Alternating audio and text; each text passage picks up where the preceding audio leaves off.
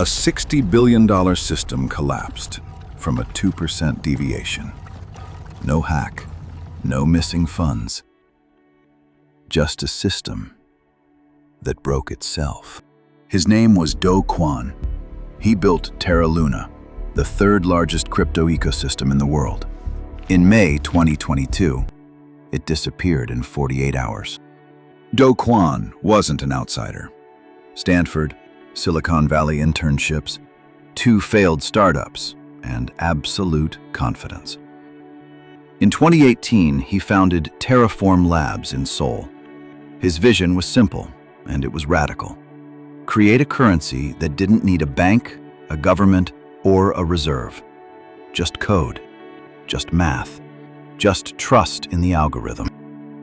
His product was called UST, an algorithmic stablecoin. UST was designed to hold exactly $1. Not backed by dollars in a vault, not backed by gold, backed by math, and by a paired token called Luna. Here's how it worked. If UST slipped below $1, you burned UST to mint Luna. If it went above, you burned Luna to mint UST. The 2 tokens were designed to balance each other automatically, permanently, without human intervention. On paper, it was elegant. In practice, it required one thing to stay true: that the market would always provide enough liquidity to make the arbitrage work. And for a while, it did. Then came Anchor Protocol. Anchor was Terra's flagship savings platform. It offered 20% annual yield on UST deposits. Not 5, not 8, 20%. Guaranteed. At a time when traditional savings accounts offered less than 1%. The money poured in. Retail investors from South Korea, the United States, Southeast Asia, institutional funds, crypto hedge funds, family offices. By early 2022, over $14 billion was locked inside Anchor alone. Do Kwon became a celebrity. He was on every major podcast, every crypto conference stage. His Twitter following grew into the hundreds of thousands. He was not modest about it. He called critics poor. He said publicly, "I don't debate the poor."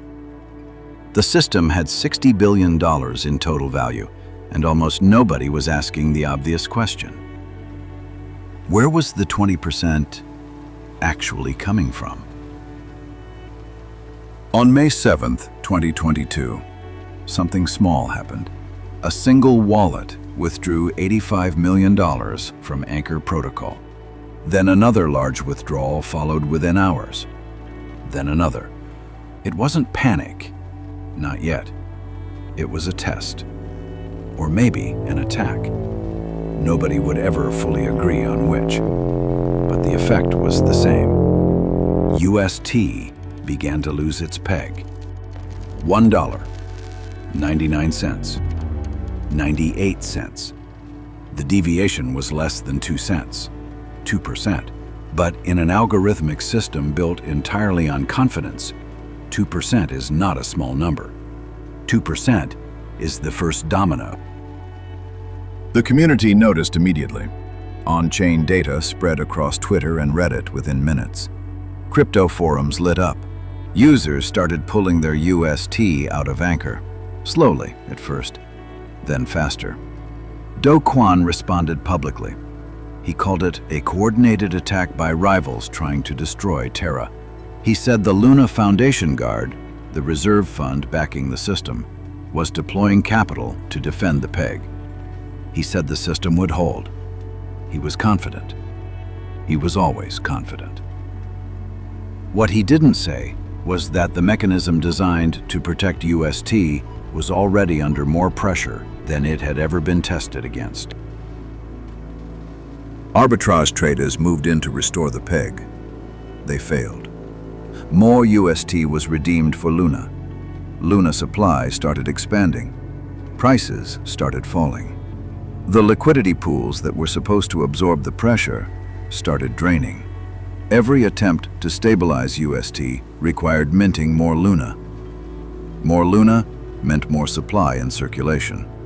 More supply meant lower price per token. Lower price meant each Luna was worth less as a backstop.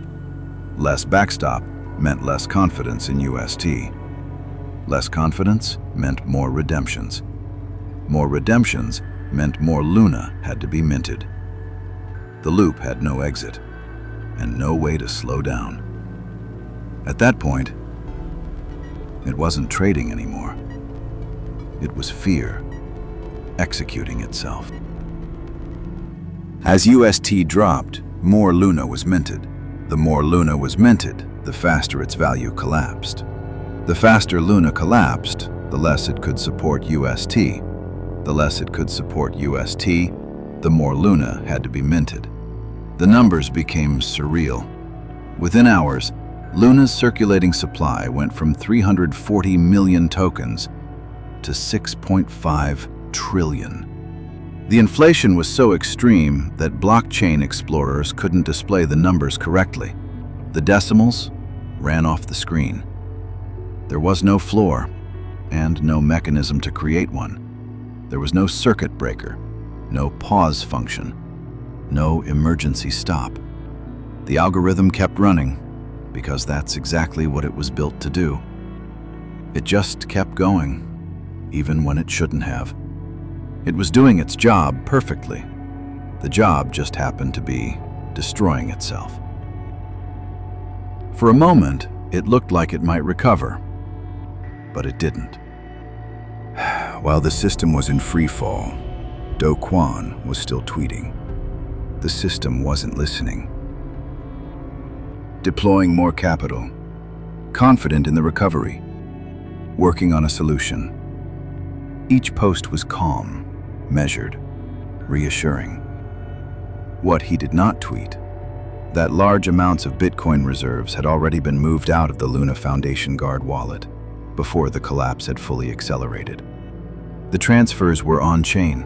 Every transaction was public, visible to anyone who knew where to look. Almost nobody was looking. May 8th. UST is holding at 97 cents. Do Kwon tells the world it will recover. Withdrawals cross $1 billion an hour and keep rising. May 9th. UST drops to 69 cents. Luna falls 50% in a single day. Anchor withdrawals surge past $3 billion. Crypto exchanges begin warning users. The broader market starts to destabilize. May 10th. UST falls to 30 cents. Luna is at 1 cent. Trading platforms begin halting Luna transactions entirely. Billions in leveraged positions across the crypto market are liquidated in cascade. Bitcoin drops. Ethereum drops. The entire sector shakes. May 11th. Luna is effectively worthless, $0.0002. UST, 13 cents. Total value destroyed, over $60 billion. Time elapsed, 96 hours. South Korean retail investors, many of whom had taken personal loans to invest in Anchor's promised 20% yield, watched their savings disappear in 4 days. Reports of mental health crises spread across Korean crypto forums. Reports linked multiple deaths to the fallout. Do Kwon proposed a recovery plan. The community voted it down. He proposed a second plan. He called the new chain Terra 2.0. He relaunched with a new token. Most people called it what it was: a second chance for the architect of a collapsed system to try the same thing again. He could rebuild. Most investors couldn't. If he lost, he launched a new chain. If you lost, you were done. South Korean prosecutors opened a fraud investigation. An arrest warrant was issued for Do Kwon. Then a second warrant on separate charges. The South Korean government canceled his passport. Interpol issued a red notice, the closest mechanism the international system has to a global arrest warrant. Do Kwon kept moving.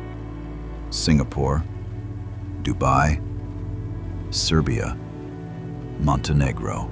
For months, he continued posting on Twitter as if nothing had changed. He denied being a fugitive. He said he was not on the run. He said he was cooperating with authorities. In March 2023, 10 months after the collapse, he was arrested at Podgorica Airport in Montenegro. He was traveling on a falsified Costa Rican passport. A second falsified passport was found in his possession. Montenegro's courts ruled in favor of extradition to the United States. In December 2024, Do Kwon landed in New York. He faces charges that carry a combined potential sentence of over 100 years. Here is what actually happened. Do Kwon did not steal $60 billion. There was no vault he emptied, no accounts he drained in the night. He built a system and convinced the world that the system itself was the guarantee.